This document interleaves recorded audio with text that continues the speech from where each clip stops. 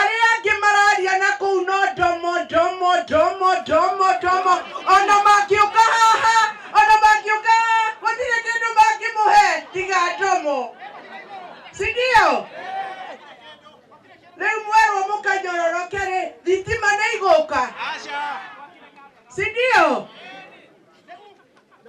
Watu wafanye kazi, na kuna watu hapa hawafanyi kazi, kazi yao ni siasa. Kama hii police post ambayo tumeomba hapa na hii mambo ya hospitali italetwa kwa kuongea vizuri na kuongea kwa heshima, si kwa kupiga kelele na si kwa kujipiga kifua.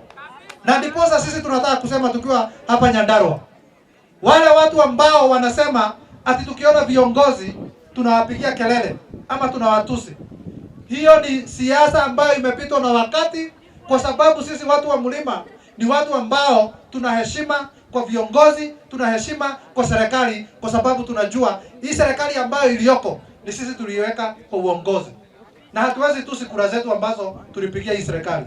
Sasa wale walikuwa wanasema watu wakituona wanaenda waangalie hapa waone hawa ni watu ama ni nini. Hawa si kuchora tumechora, hawa ni watu wako hapa. Hebu tuwaonyeshe kwa mkono ya kwamba sisi tuko na tunataka kufanya kazi na serikali.